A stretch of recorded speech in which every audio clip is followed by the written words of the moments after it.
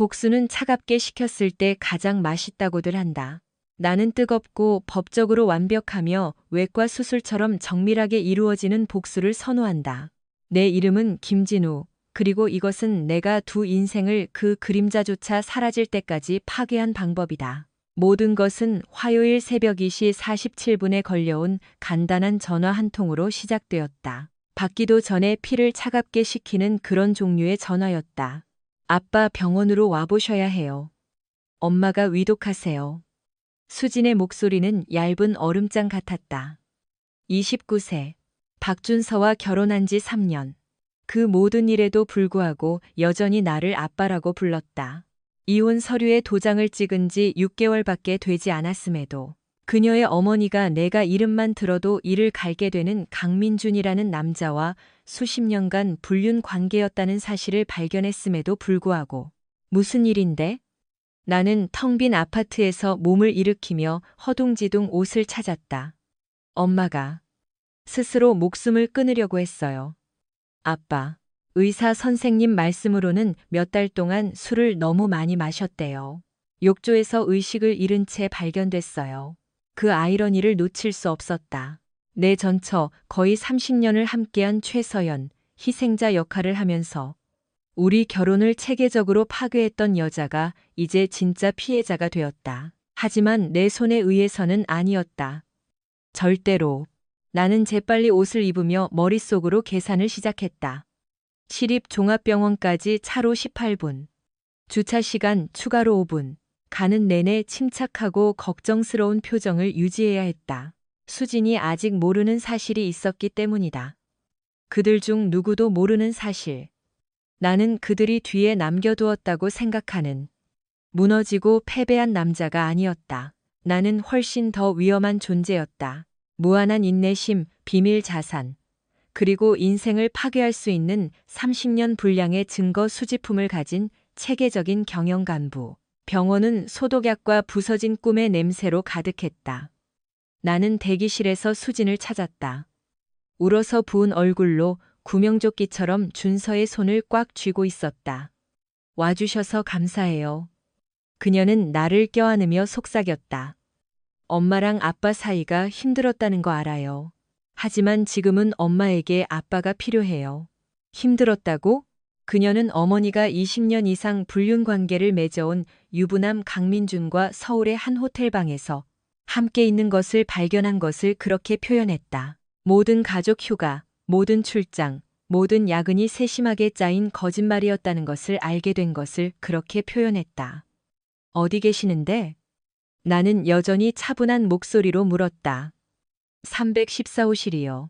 의사 선생님들이 치료 방법에 대해 가족과 이야기하고 싶어 하세요. 가족, 그 단어는 나를 강타했지만 수진이 예상하는 이유는 아니었다. 그녀가 모르는 모든 것을 바꿀 사실을 내가 알고 있었기 때문이다. 나는 수진의 친아버지가 아니었다. 친자 확인 검사 결과는 내 서재에 3주 전에 도착한 봉투에 봉인된 채 놓여 있었다. 29년간의 생일 파티, 학교 연극, 대학 등록금, 그리고 결혼식장에서 그녀의 손을 잡고 들어간 시간. 그리고 그녀는 내 딸조차 아니었다. 강민준의 딸이 나를 아빠라고 불렀다. 그녀의 친아버지는 15분 거리에 아무것도 모르는 아내 이지혜와 함께 살고 있는데도 김진우 씨? 젊은 간호사가 우리에게 다가왔다. 명찰에는 박 간호사라고 적혀 있었다. 최서연 씨 때문에 오셨죠? 네, 제가 김진우입니다. 의사 선생님들이 환자 상태에 대해 당신과 상의하고 싶어 하세요. 환자분께서 당신을 뵙고 싶다고 요청하셨어요. 물론이지. 가장 어두운 순간에도 서연은 나를 이용하려 했다. 여전히 내가 자신의 뒷수습을 하고 청구서를 지불하고 강민준이 결코 제공할 수 없는 안정을 제공해 주기를 기대하고 있었다. 우리는 소독된 복도를 걸어 내려갔다. 발소리가 리놀륨 바닥에 울려 퍼졌다.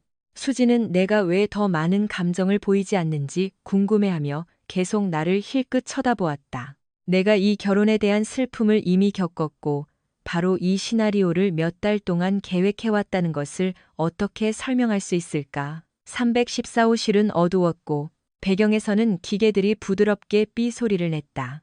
서연은 침대에 누워 있었고 54세의 나이보다 작고 늙어 보였다. 한때 그녀의 자랑이었던 젓갈색 머리는 이제 회색빛이 돌았고 베개에 달라붙어 있었다. 나를 보자. 그녀의 눈에 눈물이 고였다. 진우 씨, 그녀가 속삭였다. 와줬군요. 수진이가 전화했어. 나는 간단히 말하며 그녀의 침대 옆 의자에 앉았다. 너무 가깝지 않게. 다시는 너무 가깝지 않을 것이다. 미안해요. 그녀가 내 손을 잡으려 손을 뻗으며 말했다. 모든 게 정말 미안해요. 나는 그녀가 내 손을 잡게 두었지만 다시 쥐지는 않았다. 내 뒤에서 수진이 조용히 흐느끼는 소리가 들렸다. 그녀는 이것이 화해의 장면이라고 생각했다. 부모님이 마침내 화해할 것이라고 생각했다. 이것이 실제로는 그녀의 어머니가 상상할 수 있는 가장 파괴적인 복수의 서막이라는 것을 그녀는 전혀 몰랐다. 의사 선생님이 당신이 술을 마셨다고 하더군. 내가 조용히 말했다. 그리고 스스로를 돌보지 않았다고. 서연의 얼굴이 일그러졌다. 그럴 수 없었어요. 우리에게, 우리 가족에게. 내가 한 짓을 감당할 수가 없었어요. 우리 가족, 거짓말은 계속되었다. 여기서도 지금도. 회복에 집중해야 해. 나는 그녀에게 말했다. 나머지는 나중에 해결하자.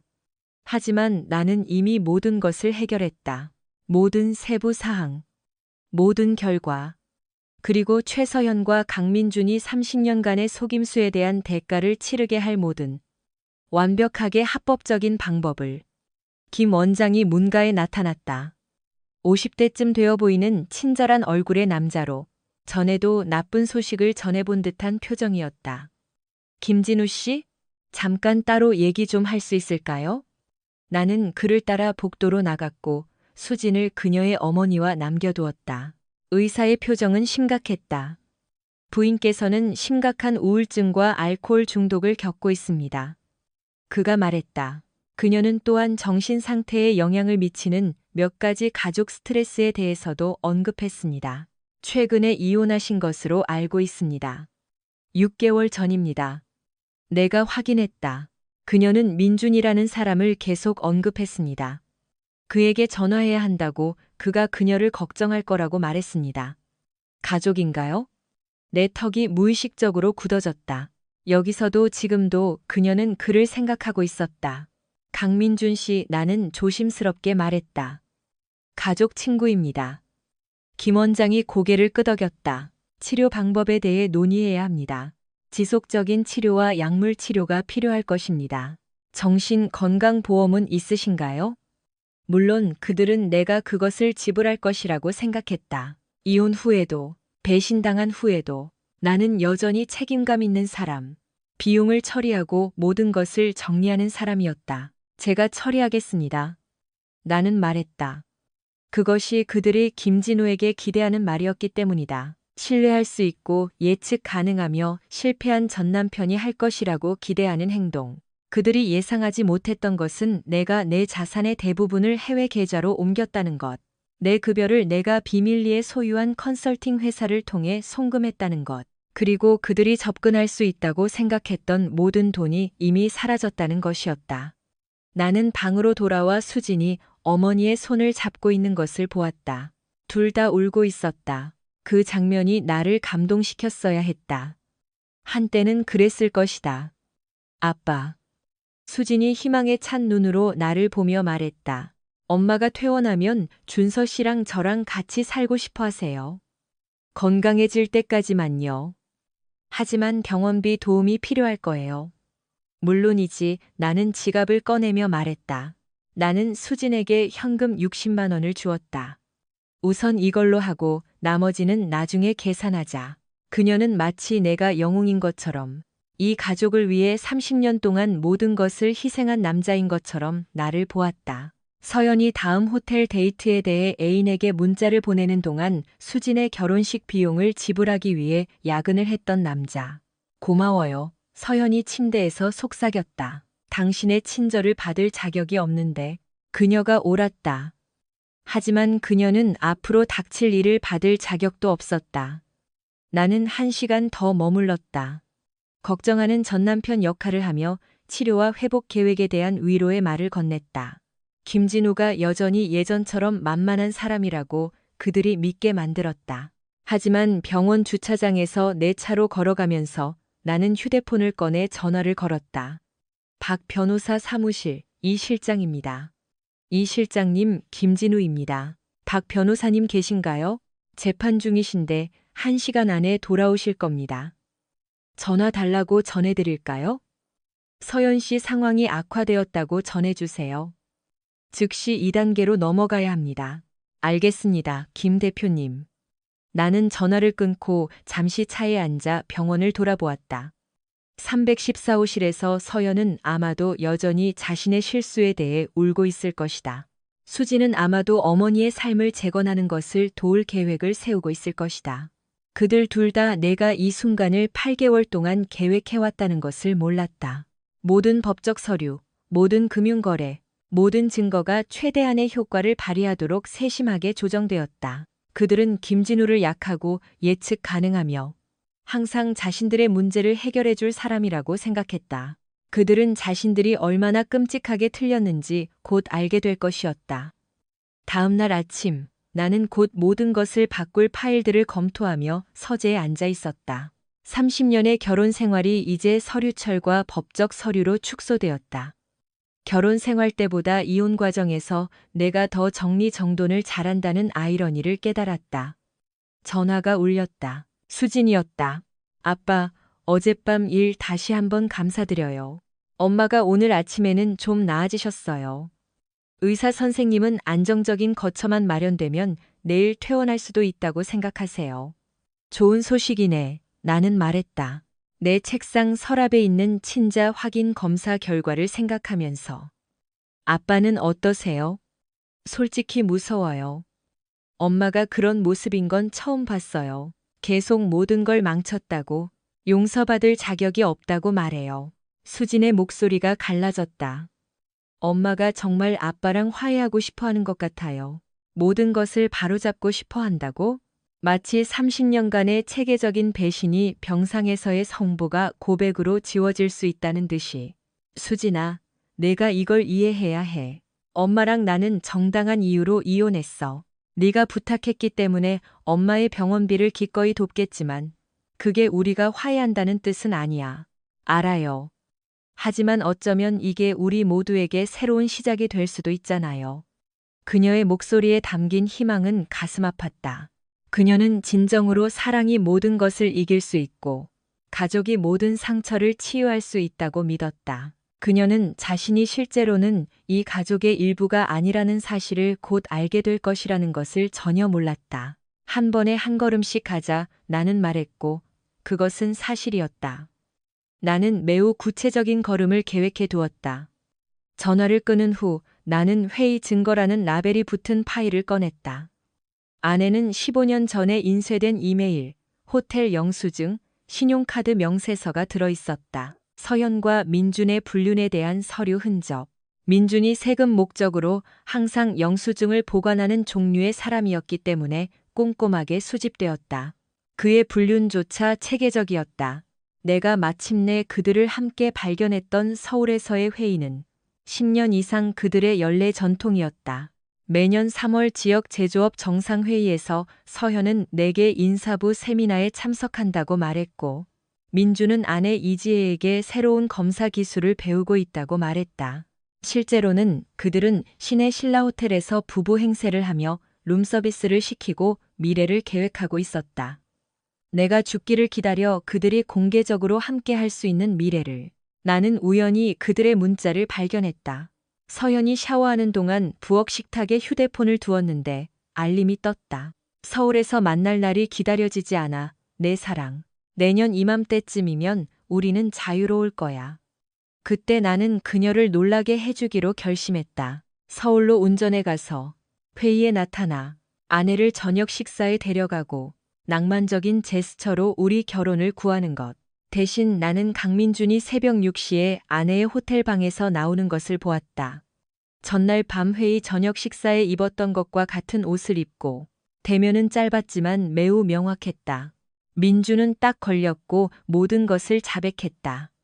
23년간의 불륜, 각자의 배우자와 이혼할 계획, 그리고 그가 수진이 태어나기 전부터 서연을 사랑했다는 사실까지. 수진이 태어나기 전. 그 말이 내 마음에 박혔다. 내가 그를 압박할 때마다 민주는 당황했다. 그는 말실수였다고 말했지만 계산은 간단했다. 수지는 우리 결혼 생활이 특히 힘들었던 시기, 서연이 멀어지고 비밀스러워졌던 시기 이후 9개월 만에 태어났다. 친자 확인 검사 결과는 내가 몇 달 동안 의심해왔던 것을 확인시켜 주었다. 김수진은 사실 강수진이었고 그녀와 민준의 아내 이지혜 둘 다 아무것도 몰랐다. 내 컴퓨터에서 박 변호사 사무실로부터 온 이메일 알림이 울렸다. 제목은 자산 이전 완료였다. 나는 그것을 열고 미소 지었다. 집, 저축계좌, 퇴직기금, 모든 것이 이제 서연이 건드릴 수 없는 신탁에 보호되고 있었다. 법적으로 나는 거의 파산 상태였다. 실제로는 내가 번 모든 돈을 완벽하게 통제하며 그 어느 때보다 부유했다. 다음 이메일은 내 회사 인사부에서 왔다. 김진우 부장님, 무급 휴가 신청이 승인되었습니다. 부장님이 그리울 테지만 휴가 잘 보내십시오. 무급 휴가.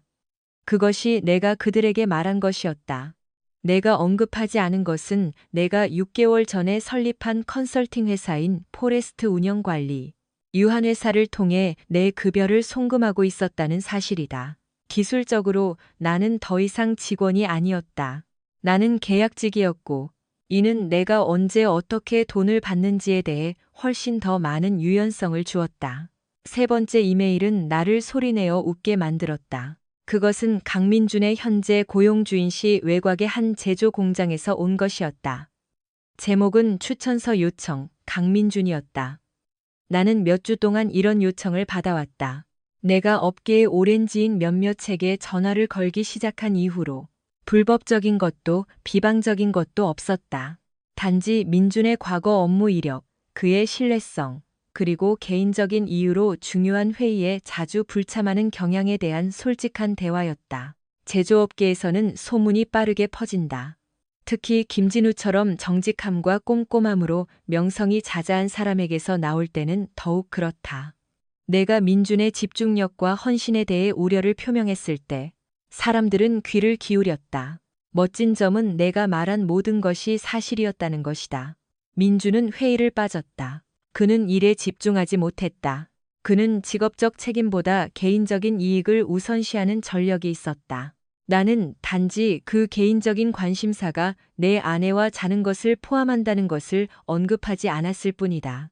내 전화가 준서로부터 온 문자로 진동했다. 안녕하세요, 장인어른. 일요일 저녁에 저녁 식사하러 오실래요? 수진이가 요리하는데 서연 씨가 회복하는 동안 가족이 함께하면 좋을 것 같아서요. 가족 저녁 식사. 그 아이러니는 즐거웠다. 나는 답장했다. 갈게. 뭐 좀 가져갈까? 몸만 오세요. 아마 수진이가 좋아하는 옛날 이야기 몇 개 정도요. 옛날 이야기. 나는 그런 이야기가 많았다. 서연이 회의에 가는 동안 수진의 대학 등록금을 내기 위해 이중으로 일했던 이야기. 누군가 그들의 편안한 생활 방식을 유지하기 위해 돈을 벌어야 했기 때문에 가족 행사를 놓쳤던 이야기. 서연의 보석함에서 민준의 필체로 쓰인 연애 편지를 발견했던 밤 이야기. 하지만 그것들은 그들이 듣고 싶어 하는 이야기가 아니었다. 나는 남은 하루를 서류를 정리하고 전화를 거는데 보냈다.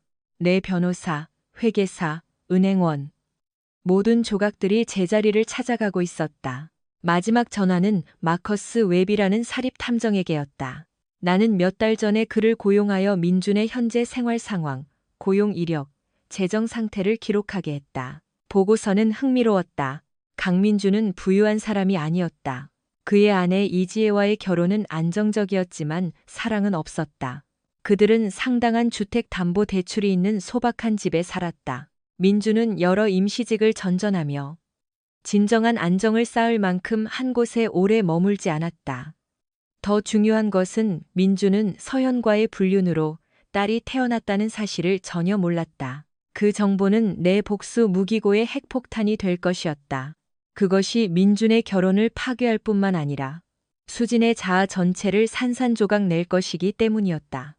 나는 그것에 대해 순간적인 죄책감을 느꼈다. 수진은 이 모든 것에서 무고했다. 나처럼 그녀도 평생 속아왔다. 하지만 그녀는 또한 이혼해서 편을 들었다. 그녀는 어머니의 불륜을 실수라고 정당화했고 내가 용서하고 넘어가야 한다고 말했다. 그녀는 가족의 화목을 유지하는 것보다 내 감정이 덜 중요하다고 분명히 했다. 글쎄, 가족의 화목은 곧 불가능해질 참이었다. 나는 노트북을 열고 수진에게 이메일을 쓰기 시작했다. 일요일 저녁 기대된다. 가족과 논의하고 싶은 게 좀 있어. 모두가 들어야 할 옛날 이야기 몇 개. 그때 봐. 아빠. 나는 전송 버튼을 누르고 의자에 기댔다. 2단계가 막 시작되려 하고 있었다. 창밖으로 김진우가 조용한 남자, 잃을 것이 없는 남자를 절대 과소평가해서는 안 되는 이유를 모든 사람에게 상기시켜 주려는 것을 모르는 도시 위로 해가 지고 있었다. 일요일은 모든 것이 가능해 보이는 상쾌한 가을 날씨와 함께 찾아왔다. 나는 카키색 바지와 버튼다운 셔츠, 수년 동안 수천 번의 가족 모임에서 입었던 익숙한 유니폼을 입었다. 온화하고 예측 가능한 남자의 의상. 나는 수진과 준서의 집으로 운전해 갔다. 조수석에는 가죽 서류 가방이 놓여 있었다. 아내는 관계를 끝내고 평판을 파괴하고 30년의 가족 역사를 다시 쓸 서류들이 들어 있었다. 하지만 겉으로 보기에는 내가 사진 앨범이나 보험 서류, 지루하고 행정적인 무언가를 가져오는 것처럼 보였다. 그들의 집은 젊은 가족들로 가득 찬 동네에 있는 소박한 2층짜리 식민지 시대풍 주택이었다. 나는 3년 전 아직 수진이 내 딸이라고 믿었을 때 그들의 계약금을 도와주었다. 가족이 의미 있다고 생각했던 시절이었다. 준서가 맥주 캔을 손에 들고 어색한 미소를 지으며 문을 열었다. 그는 좋은 사람이었다. 안정적인 직업, 수진에게 잘해주고 가족 드라마에 얽매이지 않았다. 다른 상황이었다면 나는 그를 사위라고 부르는 것을 자랑스러워했을 것이다. 장인어른 들어오세요. 들어오세요. 수진이는 부엌에 있고 장모님은 소파에서 쉬고 계세요. 내가 거실로 들어서자 서현이 고개를 들었다. 병원에서 나온 후 살이 빠졌고 며칠 동안 계속 운 것처럼 눈이 움푹 들어가 있었다. 그녀는 수진의 스웨터 중 하나를 입고 있었는데 그 때문에 그녀는 더 작고 연약해 보였다. 진우 씨, 그녀가 조용히 말했다. 와줘서 고마워요. 천만에. 나는 그녀 맞은편 의자에 앉으며 대답했다. 화해하고 싶은 남편이 앉을 법한 그녀 옆 소파가 아니라 거리를 두는 의자에. 수진이 행주에 손을 닦으며 부엌에서 나왔다. 그녀는 그 나이대의 어머니와 똑같이 생겼다. 젓갈색 머리, 녹색 눈, 같은 단호한 턱. 하지만 이제 진실을 알고 나니 그녀의 얼굴 특징에서 강민준도 볼 수 있었다. 코의 모양, 생각에 잠겼을 때 머리를 기울이는 방식. 아빠, 와주셔서 정말 기뻐요. 그녀는 나를 꽉 안았고 나는 억지로 그녀를 다시 안았다. 저녁 거의 다 됐어요. 아빠가 제일 좋아하는 갈비찜이랑 아빠가 좋아하는 작은 감자로 만들었어요. 내가 제일 좋아하는 음식. 그녀가 12살 때부터 나를 위해 만들어주던 음식이었다. 부엌에 닿기 위해 의자 위에 서서. 그 기억이 나를 멈추게 했어야 했다. 내가 하려는 일을 재고하게 만들었어야 했다. 대신 그것은 민준이 내 아내와 함께 있었기 때문에 놓쳤던 모든 일요일 저녁을 상기시켜 주었다. 그가 조용히 서연의 인생에서 가장 중요한 사람이면서도 결석했던 모든 가족 전통을. 냄새 좋네. 나는 가족 대화의 익숙한 리듬에 빠져들며 말했다. 준서가 내게 맥주를 가져다 주고 안락의자에 털썩 앉았다. 그래서 장인어른 독신 생활은 어떻게 적응하고 계세요? 수진이가 시내에 멋진 아파트를 구했다고 하던데요. 조용해. 나는 솔직하게 말했다. 아주 평화롭지. 서연은 그 말에 움찔했다. 그녀는 평화가 그녀의 드라마, 그녀의 거짓말, 그녀가 무엇을 숨기고 있는지 항상 궁금해하는 스트레스가 없다는 것을 알았다. 생각해봤는데요. 수진이 어머니 근처 소파 팔걸이에 앉으며 말했다. 내년에 가족 휴가를 계획할 수 있을 것 같아요. 우리 모두가 긴장을 풀고 함께 시간을 보낼 수 있는 따뜻한 곳으로요. 내 전처, 그녀의 애인의 딸, 그리고 아내가 자신이 생각하는 사람이 아니라는 것을 전혀 모르는 사위와 함께하는 가족 휴가. 좋게 들리네. 나는 서류 가방을 열며 말했다. 사실 제가 여러분과 공유하고 싶은 것을 좀 가져왔어요. 모두가 흥미로워할 만한 오래된 서류와 사진들이죠. 서연의 얼굴이 창백해졌다. 그녀는 내가 저녁 식사에 사진 앨범을 가져오는 종류의 사람이 아니라는 것을 알았다. 나는 첫 번째 서류인 수진의 출생증명서 사본을 꺼냈다. 서류를 좀 정리하다가 이걸 우연히 발견했어. 시간이 얼마나 빠른지 놀라워. 그렇지? 29년 전이네. 수진은 흥미롭게 앞으로 몸을 기울였다. 이거 본지 오래됐어요. 엄마랑 제가 얼마나 젊었는지 보세요. 내 엄마는 25살이었어. 나는 서연을 똑바로 쳐다보며 말했다. 나는 26. 우리가 결혼한 지 1년쯤 되었을 때 네가 잉태되었지. 잉태라는 단어가 도전처럼 공중에 떠 있었다. 서연의 손이 이제 떨리고 있었다. 진우 씨, 그녀가 조용히 말했다. 지금은 아닌 것 같아요. 아, 나는 지금이 바로 그 시간이라고 생각해. 나는 여전히 차분하고 대화하는 어조로 말했다. 있잖아, 내가 우리 가족 역사를 좀 조사해봤어. 알다시피 나는 철저한 것을 좋아하거든. 나는 다음 서류를 꺼냈다. 내가 만든 29년 전의 서연의 근무 일정을 보여주는 타임라인. 이거 흥미롭네. 내 고용 기록에 따르면 그 해의 출장을 꽤 많이 다녔더군. 회의와 교육 세션이 많았어. 수진이 미간을 찌푸렸다. 엄마, 그때 그렇게 출장을 많이 다녔는지 몰랐어요.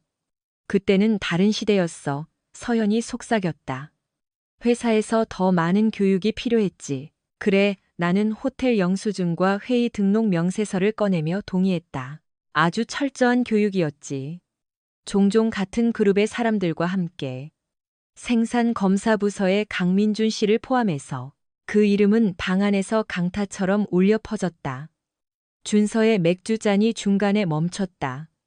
수진의 얼굴은 혼란에서 인식, 그리고 공포로 바뀌었다. 아빠, 그녀가 천천히 말했다.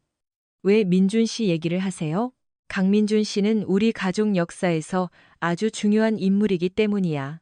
나는 다음 서류를 꺼내며 말했다. 사실, 그는 우리 중 누구보다도 오랫동안 우리 가족의 일부였어. 나는 친자 확인 검사 결과를 커피 테이블 위에 놓았고, 연구소의 공식적인 레터헤드가 선명하게 보였다. 이건 친자 확인 검사 결과야. 나는 차분하게 말했다. 내 것과 내 것, 수진아. 뭐라고 나와 있는지 맞춰볼래? 방 안의 침묵은 귀가 먹먹할 정도였다. 서연은 얼굴이 잿빛이었고 손으로 입을 가리고 있었다. 준서는 마치 폭발할 것처럼 종이들을 쳐다보았다. 수진은 무슨 일이 일어나고 있는지 이해하려 애쓰며 부모님 사이를 오갔다. 그럴 수 없어. 서현이 말을 시작했다. 친부 확률 0.02%. 내가 큰 소리로 읽었다. 과학적인 용어로 말하자면 내가 수진이의 친아버지가 아니라는 뜻이야. 수진은 마치 복부를 맞은 것처럼 소리를 냈다. 뭐라고요? 그럴 리가 없어요. 아빠는 제 아빠잖아요. 항상 제 아빠였어요. 나는 모든 중요한 의미에서 내 아빠였어. 내가 말했다. 그리고 잠시 동안 내 평정이 깨졌다. 나는 널 키웠고 사랑했고 내 교육비를 댔고 결혼식장에서 내 손을 잡고 들어갔어. 하지만 생물학적으로, 유전적으로 너는 내 딸이 아니야. 그럼. 수진의 목소리가 점점 작아졌다. 조각들이 맞춰지기 시작하면서 민준 씨, 오, 세상에. 강민준 씨, 강민준 씨. 내가 확인했다. 네 엄마가 20년 이상 불륜 관계를 맺어온 남자. 이 친자 확인 검사 결과에 따르면 그는 누구의 친아버지인가? 서연이 흐느끼기 시작했다. 그녀의 몸 전체를 흔드는 고통스러운 울음소리. 진우 씨, 제발 이런 식으로 하지 마세요. 모두 앞에서. 어떻게 하길 원했는데? 내가 물었다. 내 목소리는 그 어느 때보다 날카로웠다. 또 다른 30년의 거짓말? 당신들이 행복한 가족 놀이를 계속할 수 있도록 이 비밀을 무덤까지 가져가야 했나? 준서가 마침내 입을 열었다. 세상에, 수진. 너 이 일에 대해 알고 있었어? 아니, 수진이 눈물을 흘리며 말했다. 전혀 몰랐어요. 엄마, 이게 사실이 아니라고 말해줘요.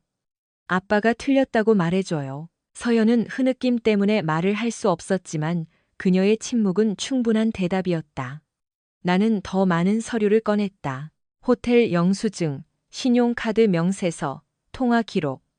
23년간의 문서화된 불륜, 나는 말했다. 그것들을 카드처럼 테이블 위에 펼쳐놓으며 네 엄마와 강민준 씨는 네가 태어나기도 전부터 함께할 삶을 계획하고 있었어, 수진아. 그들은 단지 내가 죽거나 사라져서 공개적으로 함께할 수 있기를 기다리고 있었을 뿐이야. 그만해요, 수진이 속삭였다. 제발 그만해요. 하지만 나는 이제 막 시작했을 뿐이었다. 다음으로 나는 재무 서류를 꺼냈다. 이것이 또한 내가 내 상속 계획을 일부 변경한 이유이기도 해. 내가 계속했다. 수진이가 내 친딸이 아니기 때문에 나는 그녀를 내 유언장과 생명보험 증서에서 제외했어. 내가 내 미래 자녀들을 위해 설립했던 대학기금은 해체되었고 비상신탁기금도 사라졌지. 준서의 얼굴이 붉어졌다. 잠깐만요. 장모님이 한 일 때문에 수진이를 벌할 수는 없어요. 나는 아무도 벌하지 않아.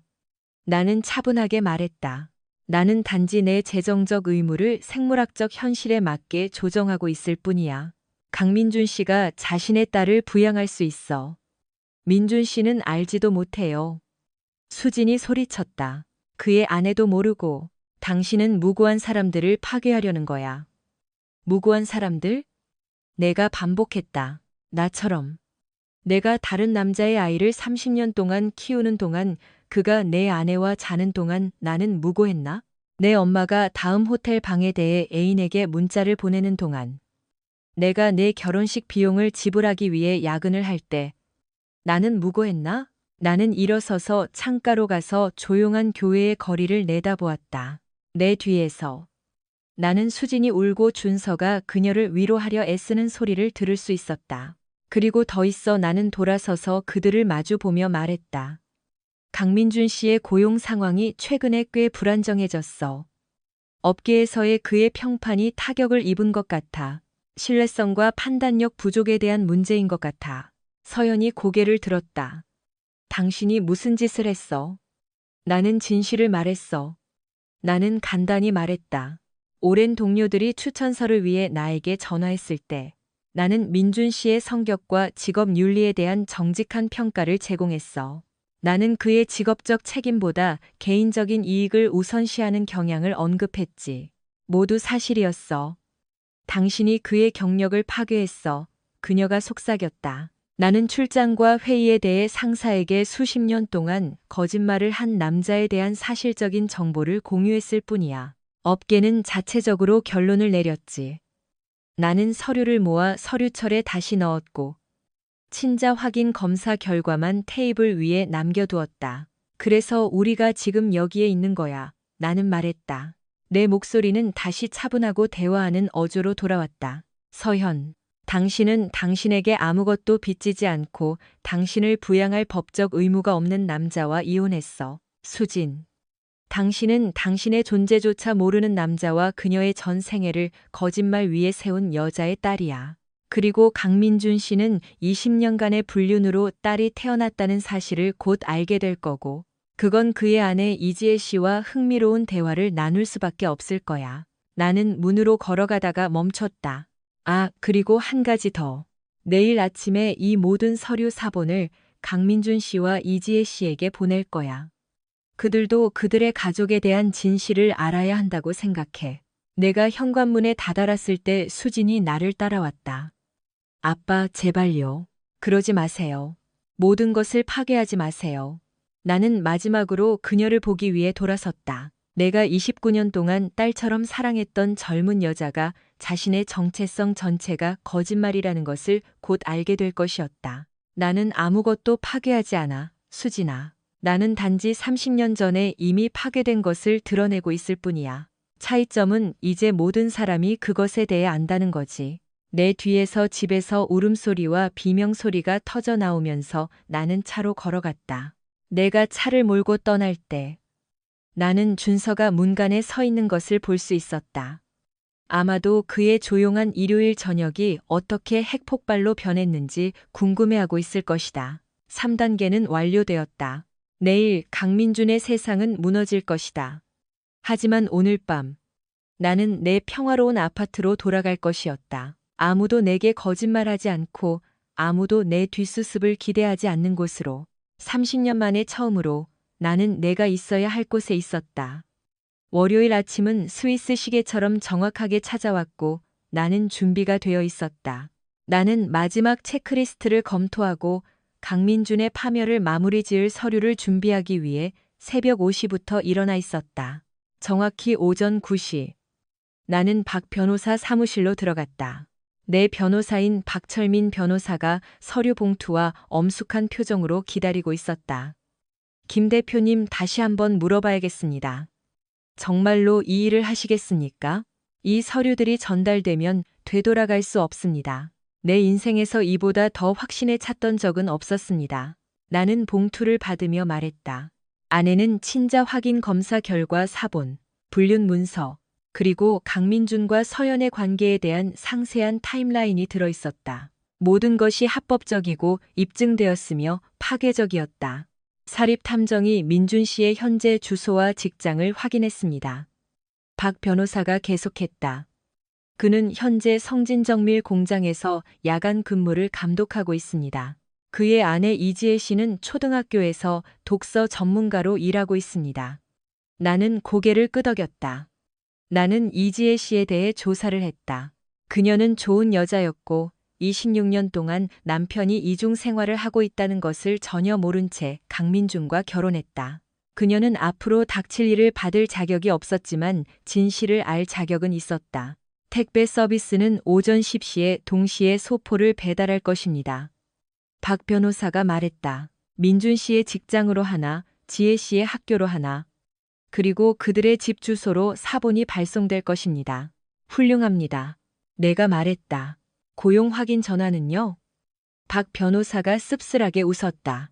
성진정밀 인사부에 이미 연락했습니다.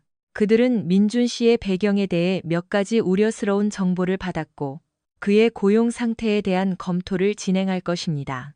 그 우려스러운 정보는 민준 씨의 개인적인 여행에 회사 자원을 사용한 이력, 회의 참석에 대한 그의 부정직한 습관, 그리고 그의 판단력 부족과 의심스러운 도덕성을 보여주는 장기적인 불륜 관계에 대한 상세한 보고서였다. 모든 것이 사실이었고 문서화되었으며 고용주가 누군가의 감독직 적합성에 대해 의문을 제기할 완벽하게 합법적인 이유였다. 나는 박 변호사 사무실을 나와 도시를 가로질러 성진정밀 공장으로 운전했다. 민준이 그의 소포를 받았을 때 근처에 있고 싶었다.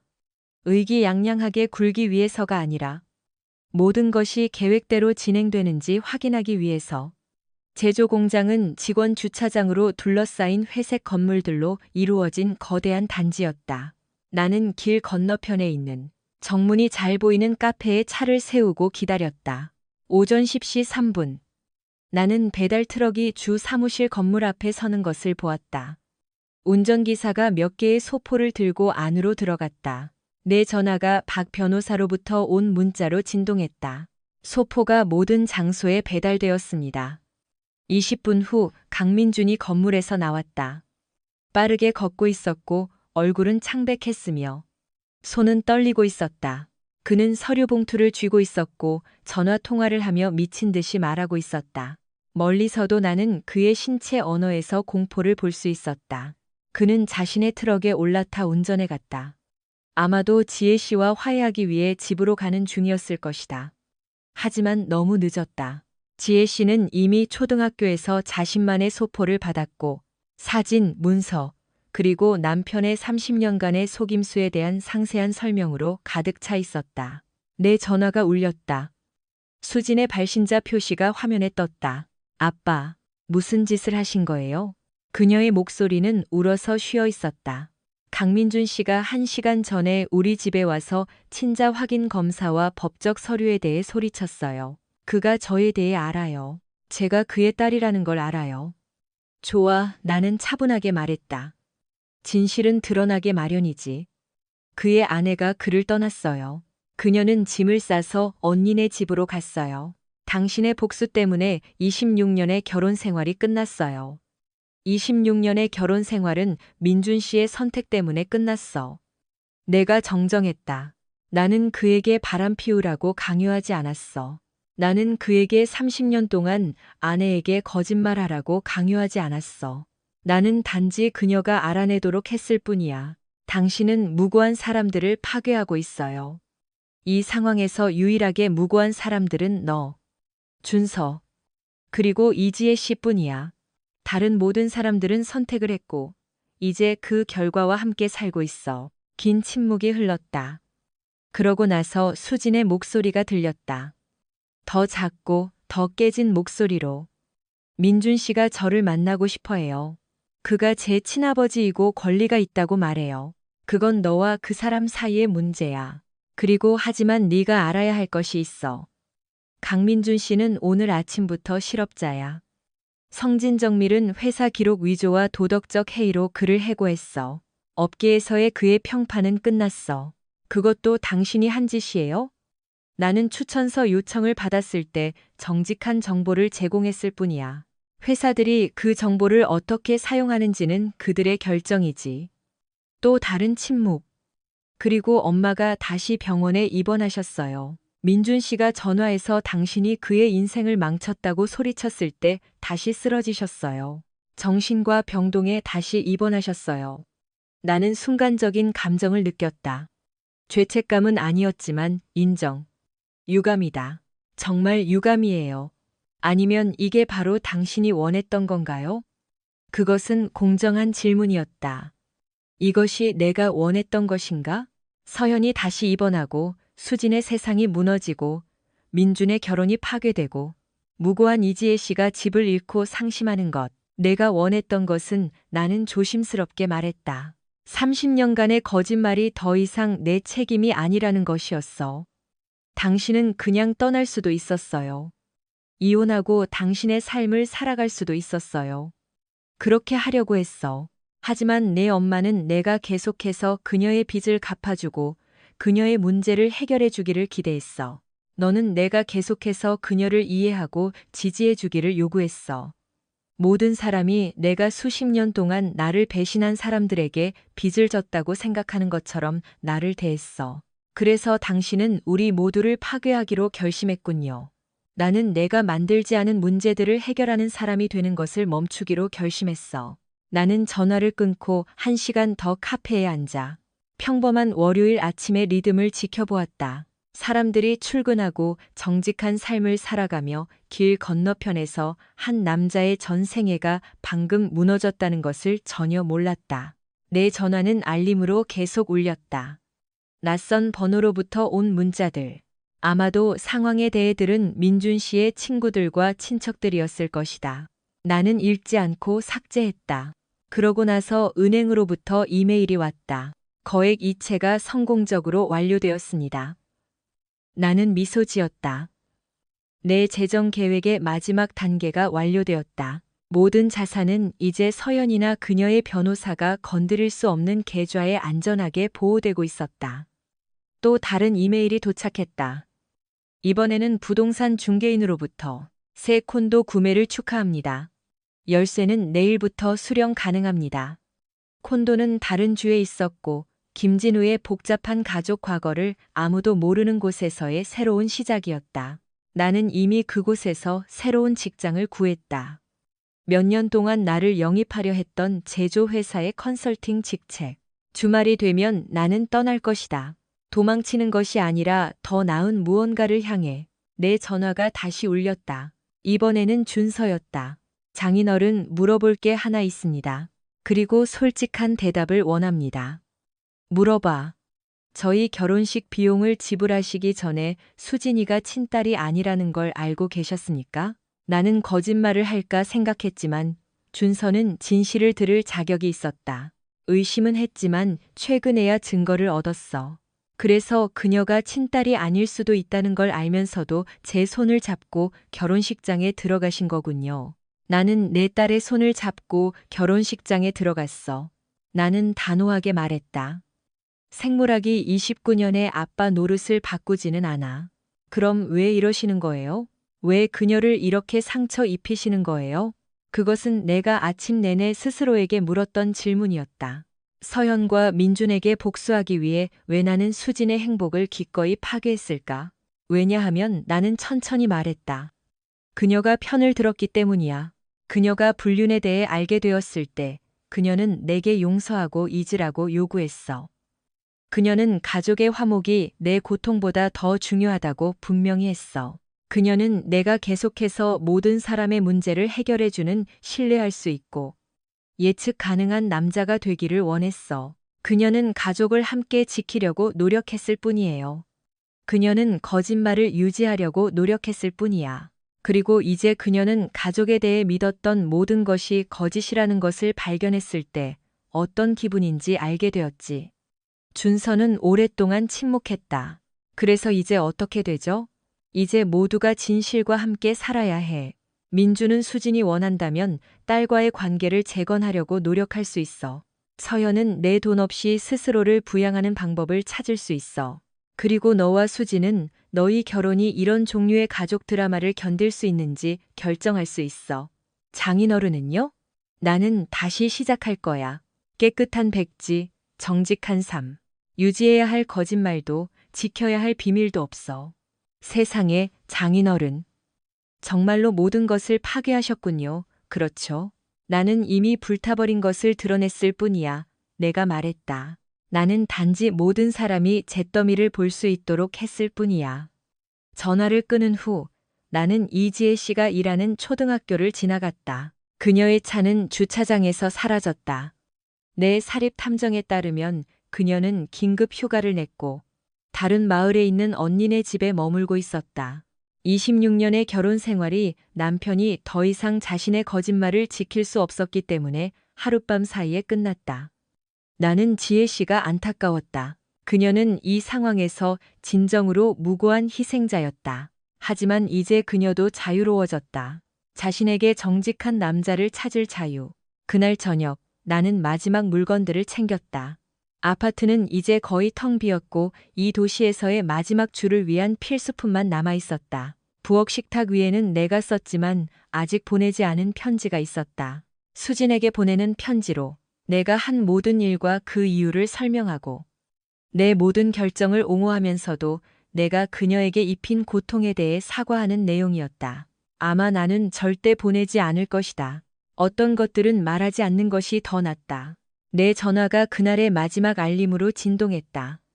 박 변호사로부터 온 문자였다. 강민준이 오늘 오후 파산 신청을 했습니다.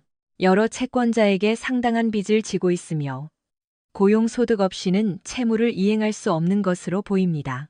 나는 문자를 삭제하고 전원을 껐다. 내일은 더 많은 혼란, 더 많은 비난, 그리고 내가 부순 것을 고쳐달라고 요구하는 더 많은 사람들이 있을 것이다. 하지만 오늘 밤 30년 만에 처음으로 나는 거짓말도 비밀도 그리고 아무도 내가 나 자신이 아닌 다른 사람이 되기를 기대하지 않는 집에서 잠을 잘 것이었다. 그것은 내가 수십 년 만에 가진 가장 평화로운 밤이었다. 사흘 후 나는 변호사 사무실에 앉아 있었는데 전화가 왔다. 박 변호사가 전화를 받았고 잠시 듣더니 알 수 없는 표정으로 나를 보았다. 경찰입니다. 그가 말했다. 강민준이 체포되었답니다. 나는 조심스럽게 커피잔을 내려놓았다. 무슨 혐의로? 어제 성진정밀 공장에 가서 소란을 피우고 인사부장을 위협하고 사무기기를 일부 파손한 것 같습니다. 기물 파손과 협박 혐의라고 합니다. 나는 고개를 저었다. 그 남자는 압박을 견디지 못했다. 그리고 더 있습니다. 그의 아내 이지혜 씨가 그에 대한 접근 금지 명령을 신청했습니다. 그가 강박적으로 그녀에게 전화를 걸고 그녀의 언니 집에 나타나 돌아와서 그들의 결혼에 대한 거짓말에 맞서 싸우는 것을 도와달라고 요구했다고 합니다. 무슨 거짓말이요? 내가 물었다. 내가 기록한 모든 것은 사실이었는데요. 그게 바로 이 일을 완벽하게 만드는 거죠. 박 변호사가 전문적인 감탄의 눈빛으로 말했다. 당신은 아무것도 꾸며내지 않았고 거짓 고소를 하지 않았어요. 당신은 단지 진실을 무시할 수 없게 만들었을 뿐입니다. 내 전화가 수진으로부터 온 문자로 진동했다. 민준 씨가 감옥에 있어. 엄마가 또 쓰러졌어. 준서 씨는 내가 가족을 부양할지, 당신을 부양할지 선택해야 한다고 말했어. 어떻게 해야 할지 모르겠어. 나는 박 변호사에게 문자를 보여주었고 그는 얼굴을 찡그렸다. 아직 물러설 시간이 있습니다. 그가 말했다. 수진 씨에게 연락해서 아마도 서연 씨의 병원비를 돕고 관계를 회복하려고 노력할 수 있습니다. 나는 3초 정도 생각했다. 그리고 그 후에는요. 모든 사람의 문제를 해결해주는 신뢰할 수 있는 전남편으로 돌아가라고요. 30년간의 배신이 용서되고 잊힐 수 있다고 계속 착각하라고요. 어떤 사람들은 그것을 성숙한 대응이라고 부를 수도 있겠죠. 어떤 사람들은 내가 한 일을 정당하다고 부를 수도 있겠죠. 박 변호사가 고개를 끄덕였다. 알겠습니다. 그래서 다음은요? 나는 비행기 표와 고용 계약서가 들어있는 서류철을 꺼냈다. 다음은 내가 사라지는 겁니다. 새로운 직업, 새로운 도시, 새로운 삶. 김진우는 기억이 된다. 수지는요? 그것은 밤새 나를 괴롭혔던 질문이었다. 29년 동안 나를 아빠라고 불렀던 수진이 이제 친아버지와 자신을 키워준 남자 사이에 갇혀 있었다. 수진이는 어머니의 불륜을 용서해달라고 요구했을 때 자신의 선택을 했어. 그녀는 진실보다 가족의 화목을 선택했지. 이제 그녀는 그 선택의 결과와 함께 살아야 해. 하지만 그 말을 하면서도 나는 그것이 그렇게 간단하지 않다는 것을 알았다. 수진도 희생자였고 그녀가 결코 의문을 제기하지 않았던 거짓말 속에서 자랐다. 차이점은 진실이 드러났을 때 그녀에게는 나를 지지할 기회가 있었고 그녀는 어머니를 선택했다는 것이다. 그날 오후 나는 마지막으로 준서와 수진의 집을 지나갔다. 진입로에는 차 2대가 주차되어 있었다. 그들의 차와 내가 알아보지 못하는 차 1대.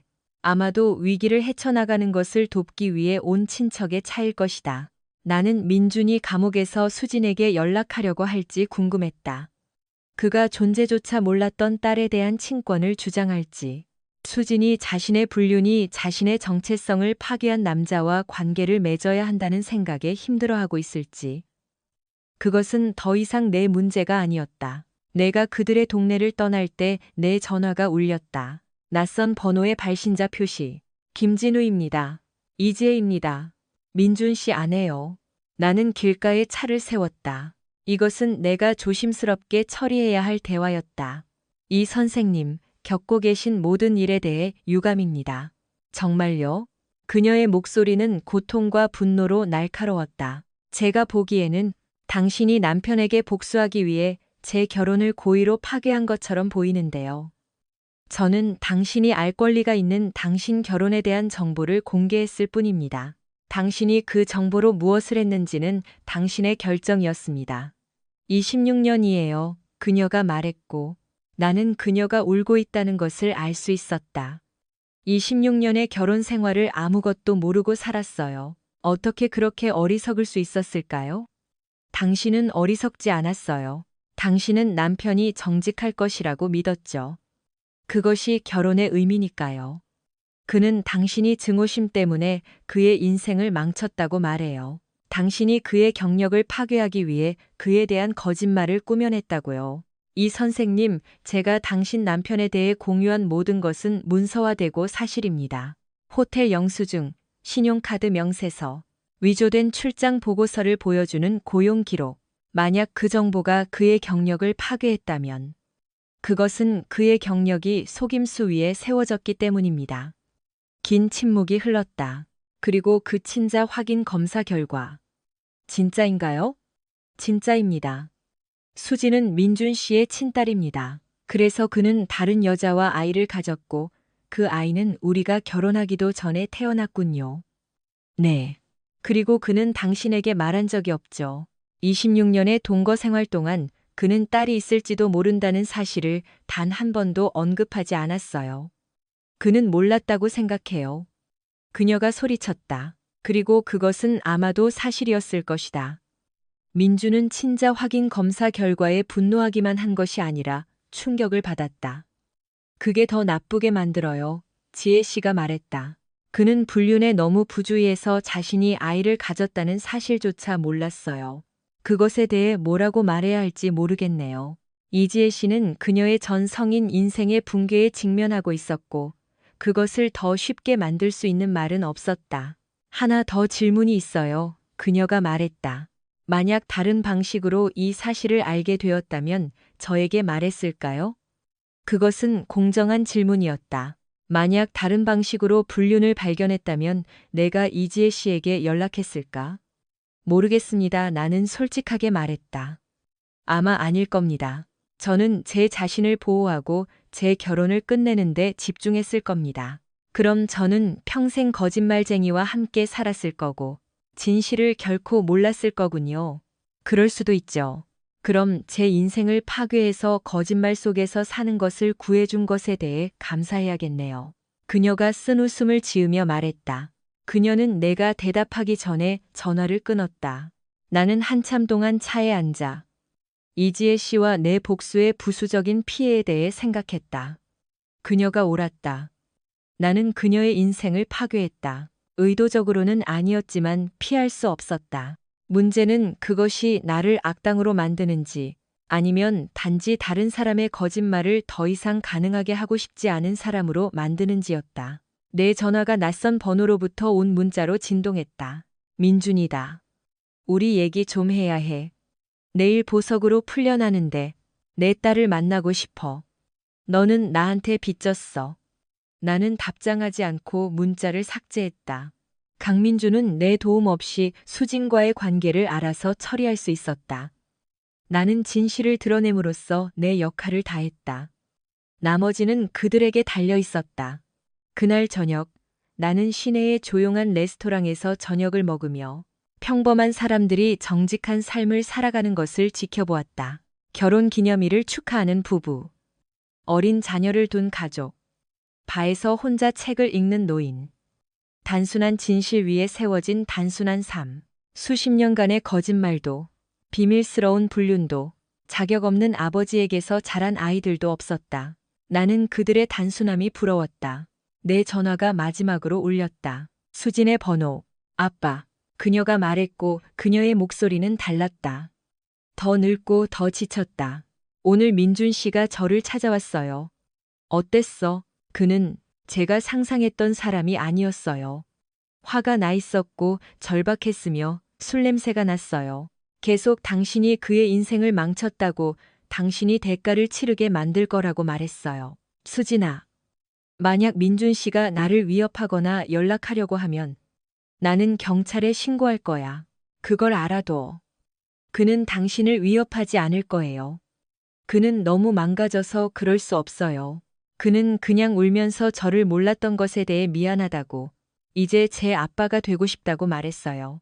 뭐라고 말했어? 저는 이미 아빠가 있다고 말했어요. 아빠가 있었다고요? 모르겠어요. 그녀의 목소리에 담긴 고통은 날 것이었고 깊었다.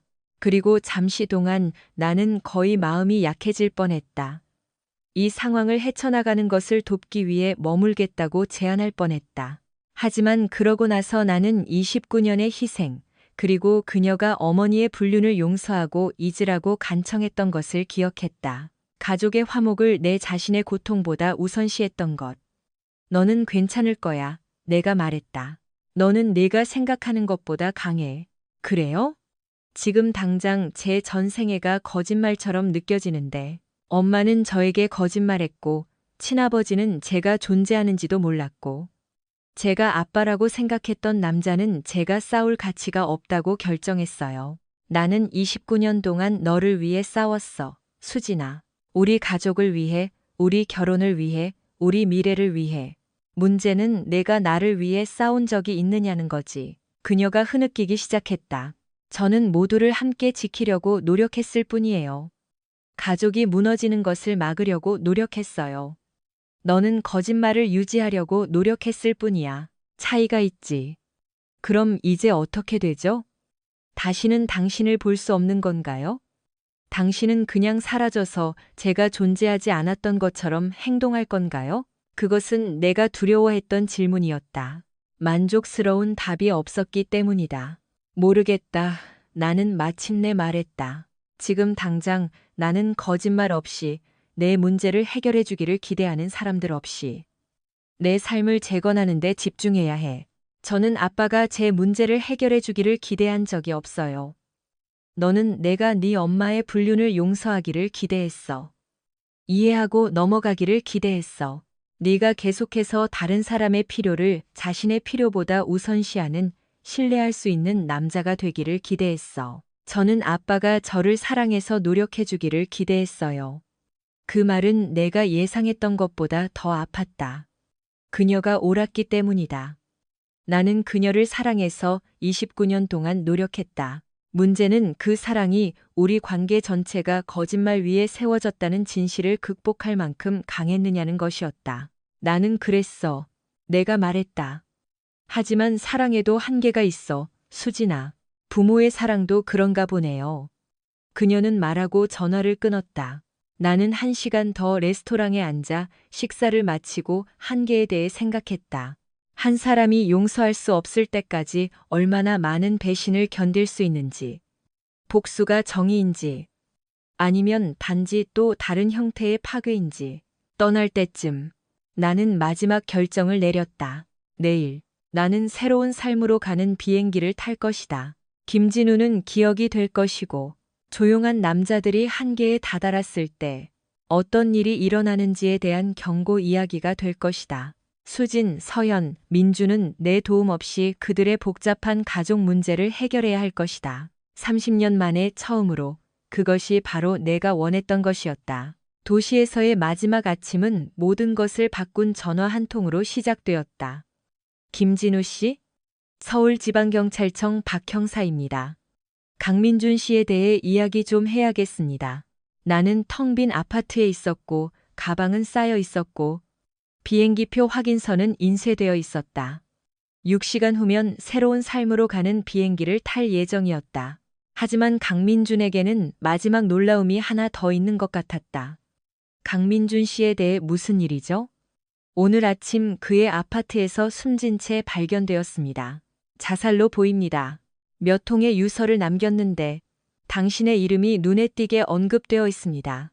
나는 여행 가방에 털썩 주저앉았다. 알겠습니다. 경찰서로 오셔서 몇 가지 질문에 답해 주셨으면 합니다. 공식적인 것은 아니고 단지 강민준 씨의 죽음에 이르게 된 상황을 파악하려는 것뿐입니다. 1시간 후 나는 아마도 너무 많은 가족 비극을 보아온 40대쯤 되어 보이는 지친 얼굴의 박 형사와 마주 앉아 살균 처리된 조사실에 있었다. 유서에 따르면 그녀가 말했다. 강민준 씨는 그는 자신의 결혼, 경력, 그리고 딸과의 관계를 파괴한 것에 대해 당신을 비난했습니다. 그가 주장하기로는 당신이 체계적인 학대와 복수 캠페인을 벌였다고 합니다. 학대에 대한 증거를 제시했나요? 내가 물었다. 아니요.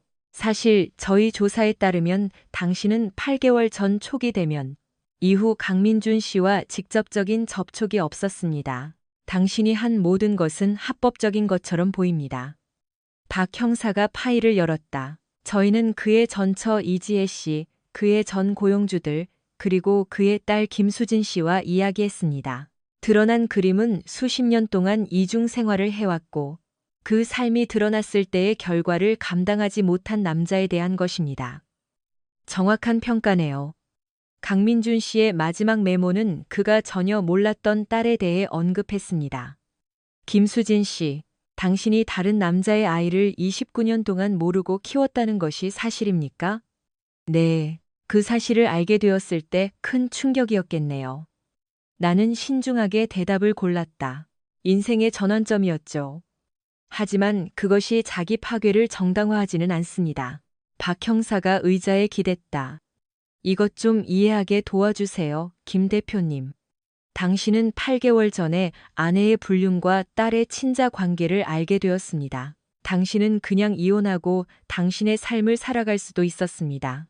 대신 당신은 관련된 모든 사람에 대한 전면적인 파괴라고밖에 설명할 수 없는 계획을 세웠습니다. 왜죠?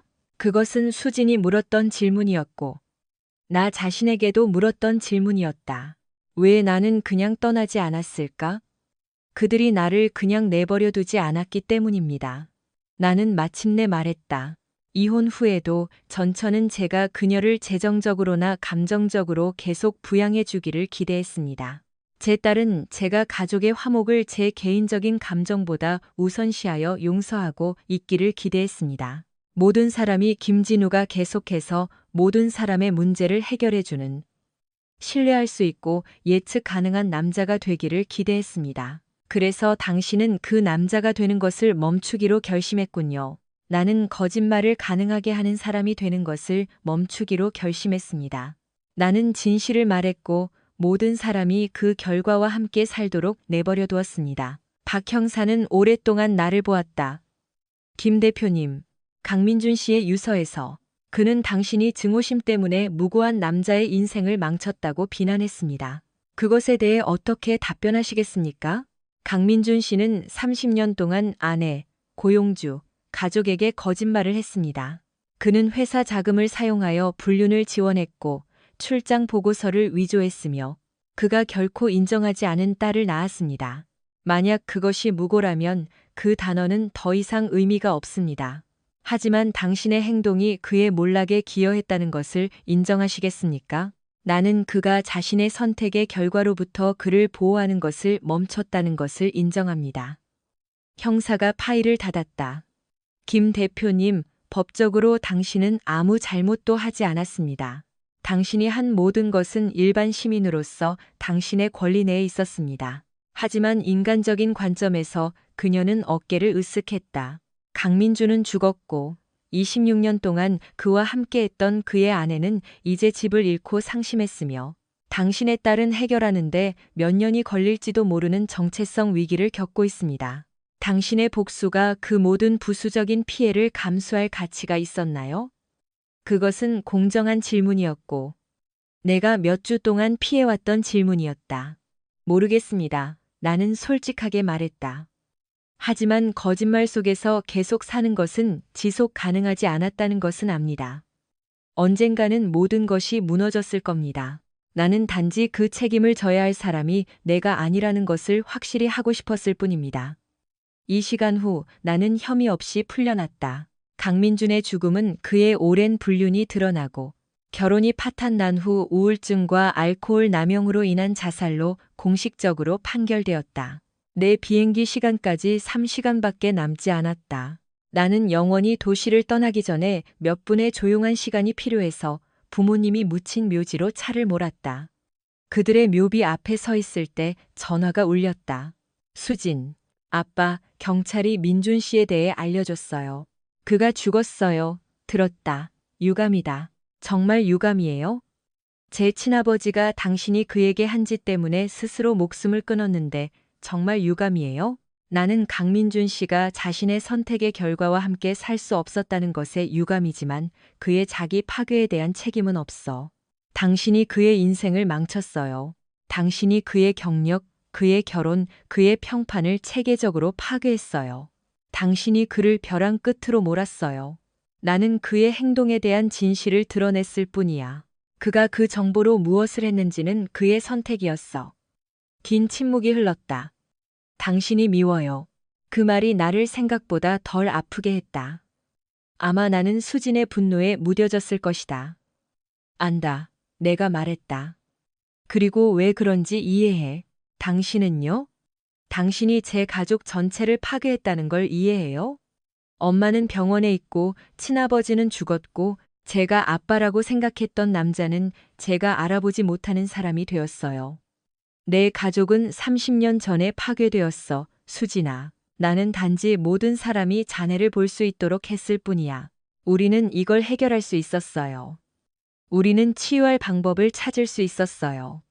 아니, 나는 단호하게 말했다. 그럴 수 없었어. 왜냐하면 치유에는 정직이 필요하고 내 엄마는 그럴 능력이 없었기 때문이야. 그것은 책임감을 필요로 하고 민준 씨는 그럴 능력이 없었어. 그리고 그것은 당신이 나도 상처받은 사람이라는 것을 인정하는 것을 필요로 하고 당신은 그럴 능력이 없었어. 그래서 당신은 악당이 되기로 결심했군요. 나는 희생자가 되는 것을 멈추기로 결심했어. 또 다른 침묵, 그리고 더 작은 목소리. 이제 어떻게 해야 해요? 이 모든 것을 어떻게 감당해야 하죠? 잠시 동안 나는 거의 마음이 약해질 뻔했다. 이 상황을 헤쳐나가는 것을 돕기 위해 머물겠다고 제안할 뻔했다. 하지만 그러고 나서 나는 29년의 희생, 그리고 그녀가 아내의 배신을 용서하고 잊으라고 간청했던 것을 기억했다. 내가 알아서 해야지. 내가 말했다. 내가 30년간의 거짓말과 함께 사는 법을 알아내야 했던 것처럼. 다시는 당신을 볼 수 없는 건가요? 모르겠다. 아마 언젠가. 네가 나도 틀렸다는 것을 인정할 준비가 되었을 때. 당신이 왜 내가 다른 사람의 속임수를 더 이상 가능하게 할 수 없었는지 이해할 준비가 되었을 때. 그리고 제가 결코 준비되지 않는다면, 그러면 너는 그 선택과 함께 살아야 할 거야. 내가 내 선택과 함께 사는 것처럼. 나는 전화를 끊고 전원을 껐다. 공항에서 나는 체크인하고 기다릴 조용한 구석을 찾았다. 내 주위에서 가족들이 작별 인사를 하고 있었다. 커플들이 제외하고 있었다. 비즈니스 여행객들은 휴대폰과 노트북에 몰두해 있었다. 김진우가 영원히 사라지고 있다는 것을 전혀 모르는 평범한 삶을 살아가는 평범한 사람들. 내 비행기가 안내되었을 때 나는 내가 남겨둔 자네에 대해 생각했다. 서연은 우울증과 스스로를 부양해야 한다는 현실과 씨름하며 병원에 있었다. 수지는 한 명은 죽고 다른 한 명은 영원히 떠난 두 아버지의 상실을 슬퍼하면서 자신의 정체성을 재건하려 애쓰고 있었다. 이지혜 씨는 54세에 다시 시작하고 있었고 그녀의 전 성인 인생은 거짓말이었다. 그리고 강민주는 자신의 선택의 결과를 마주하는 대신 스스로 목숨을 끊었다. 그럴 가치가 있었을까? 내 복수가 고통을 퍼뜨리는 것 외에 무엇을 성취했을까? 나는 그 질문에 대한 답이 없었다. 아마 나는 결코 알 수 없을 것이다. 하지만 비행기가 이륙하여 거짓말도 비밀도 그리고 아무도 내가 선택한 사람이 아닌 다른 사람이 되기를 기대하지 않는 미래로 나를 데려갈 때 나는 30년 동안 경험하지 못했던 것을 느꼈다. 평화. 김진우는 죽었다. 내가 되어가고 있는 남자는 정직하고 독립적이며 오직 자신에게만 책임이 있을 것이다. 수십 년 만에 처음으로 그것으로 충분하다고 느껴졌다. 6개월 후 나는 옛 주소에서 전달된 편지를 받았다. 수진에게서 온 편지로 3주 전에 소인이 찍혀 있었다. 아빠, 그것은 시작되었고 나는 거의 읽지 않고 버릴 뻔했다. 하지만 무언가 나를 계속 읽게 만들었다. 민준 씨가 죽은 후로 상담을 받고 있어요. 일어난 모든 일을 이해하려고 노력하면서요. 제 상담사는 제가 치유되려면 모든 면을 봐야 한다고 말했어요. 저는 여전히 당신이 한 일이 잔인했다고 생각해요. 상황을 처리할 더 나은 방법을 찾을 수 있었을 거라고 생각해요. 하지만 저는 당신이 왜 다른 선택지가 없다고 느꼈는지 이해하기 시작했어요. 지난주에 엄마가 저에게 무언가를 고백했어요. 이혼 후에도 그녀는 당신이 계속해서 그녀를 재정적으로나 감정적으로 지지해 주기를 기대했다고 말했어요. 그녀는 그녀의 인생이 어려워질 때마다 당신이 항상 구해주러 올 것이라고 생각했다고 말했어요. 그녀는 당신에게도 자신의 필요와 감정이 있다는 것을 결코 고려하지 않았어요. 저도 똑같이 했던 것 같아요. 저는 당신이 더 큰 사람이 되어 용서하고 있고 자신의 고통보다 가족의 화목을 우선시하기를 기대했어요. 저는 당신이 무엇을 필요로 하는지 어떻게 느끼는지 결코 묻지 않았어요. 저는 단지 당신이 상처를 감수하고 계속해서 우리의 버팀목이 되어줄 것이라고 가정했을 뿐이에요. 그건 불공평했고 미안해요. 민준 씨의 죽음은 당신 탓이 아니에요. 그는 30년 동안 선택을 했고 그 선택들이 그를 덮쳤을 때 그는 결과를 마주하는 대신 자신의 삶을 끝내기로 선택했어요. 그건 그의 잘못이지 당신 잘못이 아니에요. 제가 다시 당신과 관계를 맺을 준비가 될지 모르겠어요. 고통이 너무 깊고 상처가 너무 커요. 하지만 저는 당신이 왜 그랬는지 이해한다는 것을 알아줬으면 해요. 당신은 우리 모두로부터 더 나은 대우를 받을 자격이 있었어요. 새로운 삶에서 평화를 찾았기를 바라요. 모든 것에도 불구하고 사랑을 담아, 수진. 나는 편지를 3번 읽고 조심스럽게 접어 책상 서랍에 넣었다. 그것은 아무것도 바꾸지 않았다. 나는 수진에게 연락하거나 우리 관계를 회복하려고 노력하지 않을 것이다. 너무 많은 일이 일어났다. 너무 많은 상처가 있었다. 하지만 그것은 무언가였다. 나도 틀렸다는 인정. 그 당시에는 아무도 보려 하지 않았지만 내 고통도 중요하다는 인정. 그날 저녁, 나는 2개월 동안 사귀어온 마케팅 이사인 지민과 저녁을 먹었다. 그녀는 똑똑하고 성공했으며 자신의 과거와 기대에 대해 놀라울 정도로 솔직했다. 오늘 밤 더 가벼워 보이네요. 그녀가 디저트를 먹으며 말했다. 무슨 좋은 일이라도 있었어요? 오래된 일을 마무리 지었어요. 내가 말했다. 극적인 것은 아니고 그냥 기다려온 인정이었죠. 전처에게서요? 제 딸, 아니 전딸에게서요. 지민이 고개를 끄덕였다. 그녀는 내 이야기의 대략적인 윤곽은 알고 있었지만 세부 사항은 몰랐다. 그녀는 내가 아내의 불륜과 딸의 친자 관계를 알게 되었고 화해를 시도하는 대신 처음부터 다시 시작하기로 선택했다는 것을 알았다. 그녀에게 답장할 건가요? 아니요. 어떤 관계는 재건하기에는 너무 완전히 파괴되었어요. 하지만 그녀가 내가 왜 그것들을 파괴해야 했는지 이해한다는 것을 아는 것은 좋은 일이죠. 그날 밤, 김진우의 과거를 아무도 모르는 도시의 내 편안한 아파트 침대에 누워 나는 복수, 정의, 그리고 그 둘의 대가에 대해 생각했다. 내가 무고한 생명을 파괴했는가? 네, 이지혜, 수진, 심지어 서연까지도. 그들 모두는 민준의 선택뿐만 아니라 나의 선택의 희생자였다. 내가 진실을 드러낼 정당한 이유가 있었는가? 나는 그렇게 믿는다. 30년간의 거짓말은 영원히 지속될 수 없었다. 내 방법이 잔인했는가? 아마도. 하지만 친절은 효과가 없었다. 용서도 효과가 없었다. 더 큰 사람이 되려는 시도는 단지 속임수를 더 가능하게 했을 뿐이었다. 그리고 때로는 희생자가 되는 것을 멈추는 유일한 방법은 당신을 희생시킨 사람들이 그들의 행동에 대한 실제적인 결과를 마주하도록 하는 것이다. 강민주는 그 결과를 마주했고 책임을 지는 대신 고통을 끝내기로 선택했다. 그것은 그의 선택이었지 내 선택이 아니었다. 서연은 내 돈이나 감정적 지원 없이 스스로를 부양하는 법을 배우고 있었다. 그것은 오래전에 일어났어야 할 일이었다. 수지는 자신과 가족 역사에 대해 더 잘 이해하게 되었다. 그것은 고통스러웠지만 필요했다.